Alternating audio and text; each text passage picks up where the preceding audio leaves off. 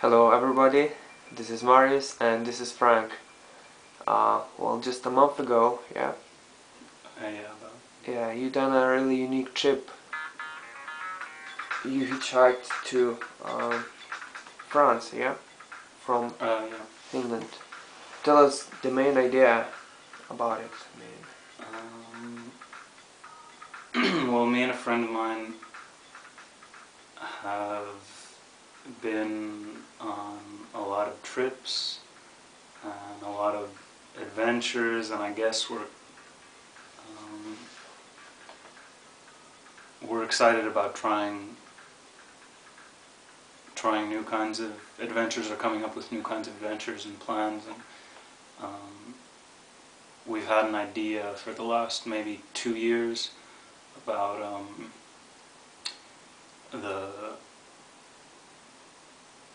the main idea of it was basically to leave with not very much, and try to ride cargo trains. And we tried it. There's some train tracks close to where I live, and so we decided one night during the summer that we would try to do it. We'd just find a cargo train, make sure it's going slow enough so that we could hop on, and then just see where it takes us, and try to get as far as possible by using the trains. And we had small backpacks with us, but not very much. And we were outside for many hours, trying to find like a good spot, or trying to find a train, because cargo trains go past here pretty often. And we never actually made it, but there was one train that we were running alongside, and I had actually touched the train where I was going to grab to pull myself onto it, but my friend tripped, and thankfully didn't get hurt or anything, but it was kind of close, and we decided that would be that we weren't going to try anymore that night. We were maybe going to try again later, but it never happened. We never went again, and we've been talking about it even to this day, that it would be an interesting trip to go on. But then a couple months ago, we were talking about going on a trip, and then we thought maybe it would be interesting if we left with literally nothing, just leave completely naked, no shoes, no underwear, no phone, cards, money. I had to leave, like, even I use like these rubber bands in my hair, and like earrings and stuff, and all of that as well I left. And just to have our passports. We had our passports in our hand, because we figured it would kind of be a drag if the only reason we couldn't get to another country was because we didn't have passports. So we decided that they didn't really help us that much in terms of like survival. And then one rainy night at midnight, we left from his house, which is a couple kilometers from here. It's in kind of a more foresty area, so it's not like the center of town. And we left with nothing, just our passports together. Hold on a second. You was without underwear. Yeah, I mean we had nothing except our passports. Oh, okay. So it was literally nothing on us or with us. Okay. So how did you get started to pick up some things? Well, the the first things that we found was actually a couple hundred meters from where we left. We were going through some dumpsters, and I found an umbrella, and I took the kind of rain guard cloth part of the umbrella and made kind of makeshift shorts slash underwear to wear around me, and he found some black bubble wrap, like just plastic, and he put it around him like kind of like a towel or something, and those were our first clothes.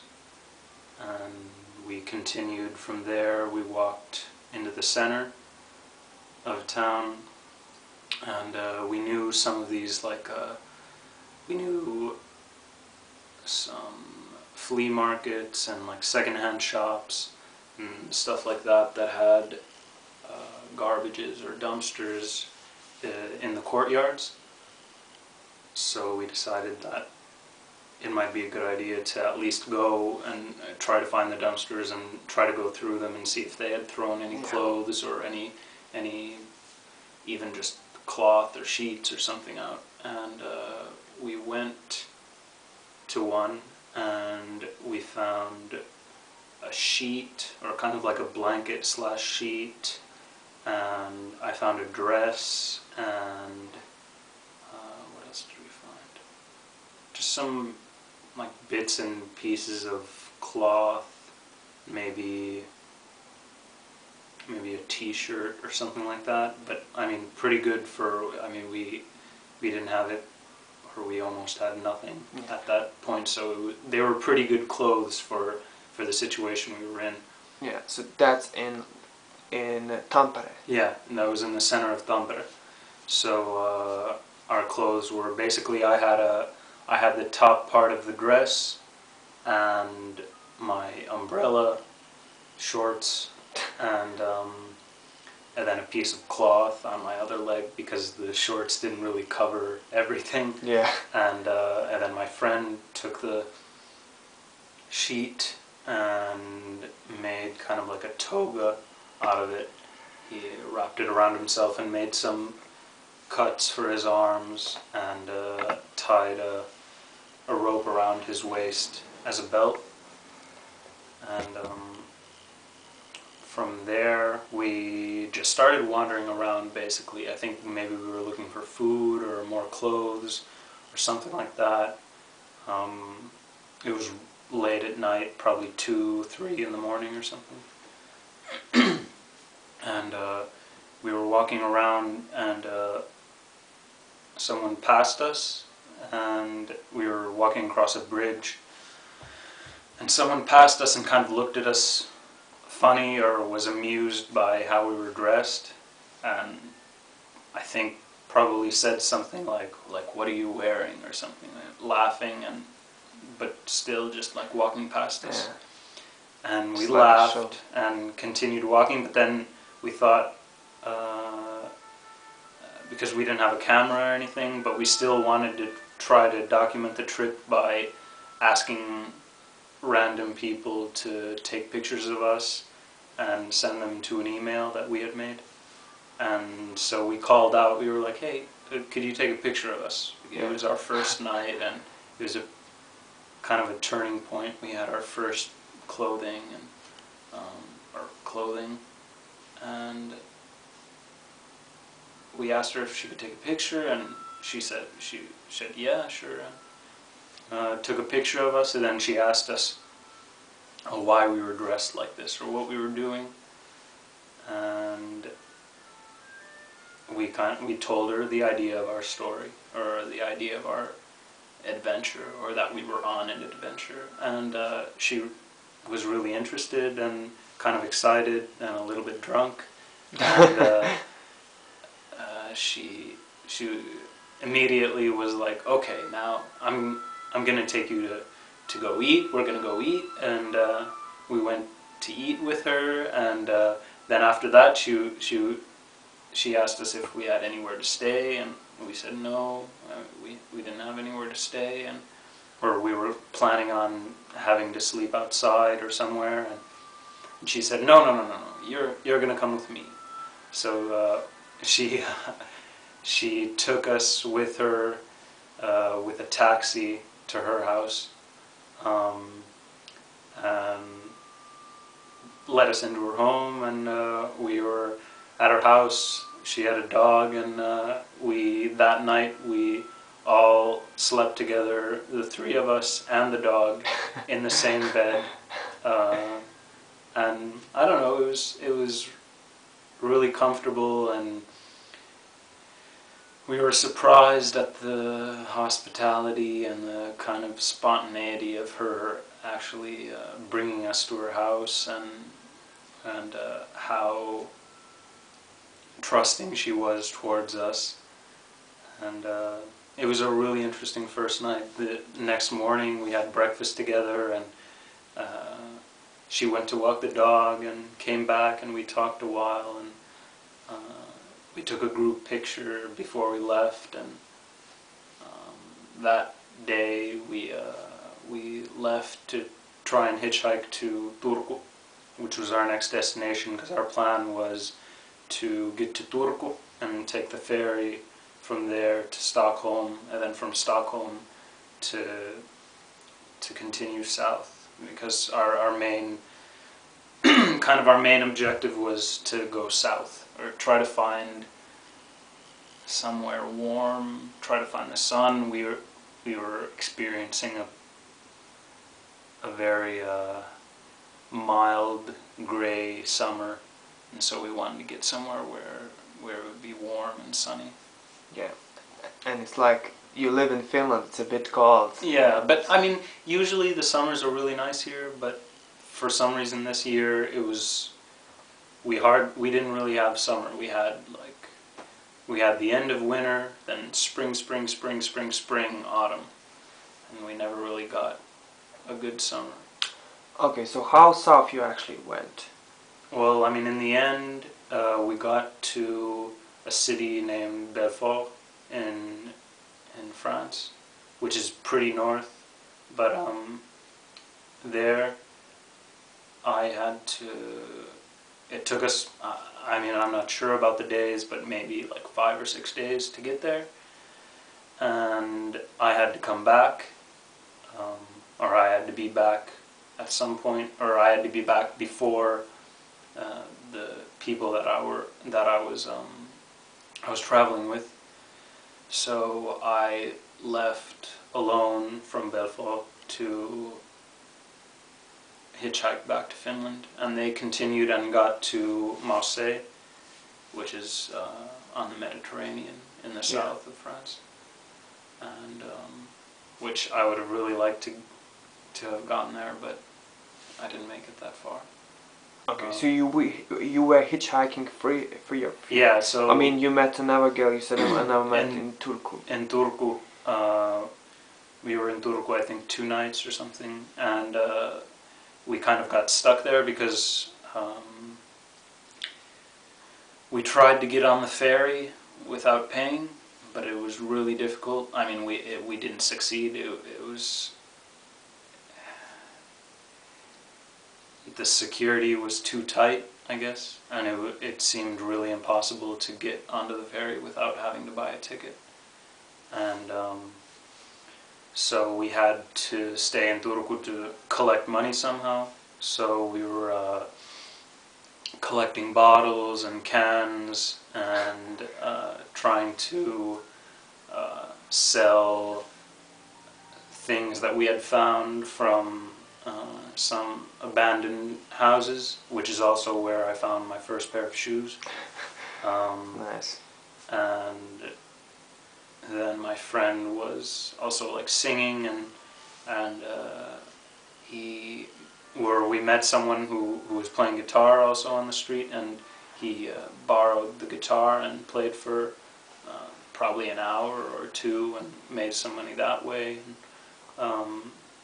So we were basically in Turku stuck trying to collect money so that we would have enough to buy the tickets from Turku to Stockholm, which were really expensive for some reason. it's a lot cheaper if you can like order them online and find like good deals, but we didn't have any access to that, so we had to kind of do it the hard way. How much did you pay for tickets? I think the three of us, we paid 50 or 60 euros, something like that. Alright. And about that girl, how did you... Yeah, so we were collecting bottles one night, and it was like 10:45 or something, and the store that, or the last store that closes that accepts bottles and cans was going to close at 11. So we were kind of in a hurry with like bags of bottles, and we went to this Siva, a small local store that closes at 11, and by chance a friend of mine, Mayu, was also in the store returning bottles, and it was really strange to find her there. And then we told her what we were doing, and she was really excited, and she had plenty of her holiday left, and so she asked us if she could come with us, and we said of course. And the ferry was leaving the next morning at like 7:30 in the morning or 8 o'clock or something, really early anyway. And so we told her that we'll meet you in front of your apartment tomorrow morning, and you can come down and decide if you want to come with us, then you'll come with us, and if you don't want to come, then you can just say goodbye and we'll continue. And so the next morning we woke up a little bit late, because it was, I mean, it's really difficult to wake up at a specific time because you don't have an alarm clock, you don't have a watch, you don't know what time it is ever. And it was actually pretty amazing that we were supposed to meet her at 7 o'clock, and we woke up I think at 7:15, which was really, really lucky, because we could have woken up at 10 or 8 or 9, or I mean any time. And but anyway, we were still a little bit late. We showed up at her apartment, and she wasn't there, and she had left us a message written in stones. It was just like a question mark on the ground in front of her apartment, and the door was locked to get into like the apartment building, and we spent maybe 5 minutes trying to get into the apartment building. We were like pushing all the buttons to like every apartment that was, and finally someone let us in. We went to her apartment and knocked, and she lives with 2 other people, or lived with 2 other people, and we asked, you know, where she was, and they said that they thought that she had left with us to the ferry. And so we figured she's probably at the marina waiting for us, or getting on the boat or something. So we ran there, and luckily she was just leaving. Like, she thought that, well, she didn't know what had happened, but she just knew that we hadn't met at the time that we had decided to. And so she had almost given up, or decided to go back home, or that she had missed us, or something happened. But we saw her there, and luckily, and from there our journey started with the 3 of us. So from then on, it was me and Timo and Mayu together, and we always hitchhiked the 3 of us together. We never split up or anything. So every ride that we took, we were always together. And yeah, we got to Stockholm, and we hitchhiked from there through many places. I can't even remember all the names of the places, but I guess the main stops were like Jönköping and Norrköping and Malmö. And after Malmö, we went to Copenhagen. We stayed there for a night in Christiania. which is actually where there's a free shop in Christiania, and we found some more clothes there, and also like bags. And at that point of our trip, we had like bags full of just like cloth and plastic if it rained, and things to keep us warm, because we were sleeping outside every night, and it wasn't that warm anywhere that we were, even though that even once we got to southern Germany and France, it wasn't that warm. It was cloudy and it rained a couple of times, and but it was okay. We managed. We slept in some strange places. We slept on some roofs. We slept in like bathrooms, and just on the grass in parks. In Christiania, we found like a small wooden house, like a playhouse, a children's playhouse. Oh, yeah. And we slept in that one night, and and food we found like if we passed a restaurant or something, if people had left food on the table that they were finished with, but there was still something left, we like took that kind of food, and also dumpsters behind bakeries and supermarkets.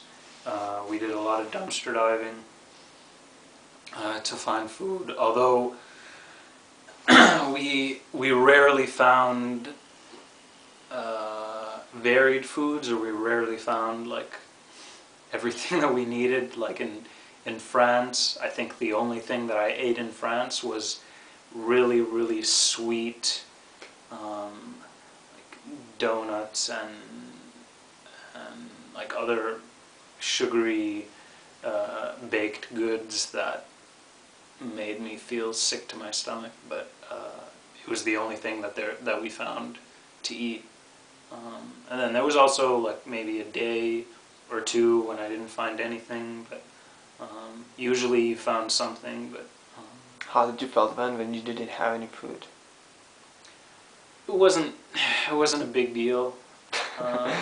Like 1 or 2 days is okay. It's not that. And especially when you're on a trip like that, I think your body kind of goes into some kind of survivor mode, and it's not that big a deal if you don't get so much food. Yeah. Water also was, we tried to like keep bottles with us and have water with us at all times, because and we didn't drink enough water. We were always like thirsty, but we tried to keep as much as we could with us. It was also really heavy, and we didn't have any good backpacks or anything, so everything that we were carrying was like bags and all kind of like stuff like that. So it was difficult to carry stuff around, and also I think it's probably more difficult to hitchhike when when you look completely homeless and Yeah. and dirty, but we made it work somehow. That's wonderful. So this is sort of like survival trip, and I mean, what did you learn from that kind of trip? I think it's More than anything, it was just a fun adventure to go on. I don't know, it was a new experience, and I don't know, we like going on adventures. It was just something new. Yeah, would you go in on the same kind of trip again? I don't know, maybe. But I think maybe I can come up with something new for the next trip. Yeah. Well, yeah, absolutely. Well, you don't have to repeat the same thing. But would you advise for other people to go this kind of a? I wouldn't. I mean, I wouldn't advise anyone. I think everybody has to figure it out for themselves if they want to go on a trip like that, or if they need to, or want to, or I don't know. I have to make the. I mean, it might not be fun for everyone. I'm sure it wouldn't be fun for everyone. Yeah. And it's not like that going on a trip like this is better than going on a trip with a backpack. It's just a different kind of trip, and for us it wasn't I